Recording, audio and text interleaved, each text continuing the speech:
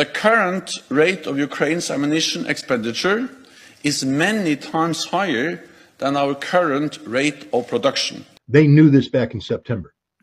Then they've killed innocents knowing that this would be a failure and wasted 50 billion borrowed American dollars knowing it would be wasted. Look, the offensive that took place in September was the only chance Ukraine had at winning the war, and it was no chance at all because the Russians literally gave up territory for lives and killed the Ukrainians coming in. No one's talking about it. They destroyed the reserves, and in doing so, they exposed the reality that Ukraine doesn't have the ability to sustain this fight, and the weak link is artillery. When the Russians are bringing 20, 40, 60,000 rounds a day, and Ukraine is firing 6, 8, 10,000 rounds in return, and Ukraine can't sustain that, and Russia can. And I've said this to you from day one. That's the reality of this war. And you know who agrees with me? The commander of American forces, of Allied forces in Europe, General Cavoli, I think his name is. He spoke in Sweden last month, and he basically said what's going on in Ukraine today is of a scope and scale beyond anything NATO is capable of doing. We can't fight that fight.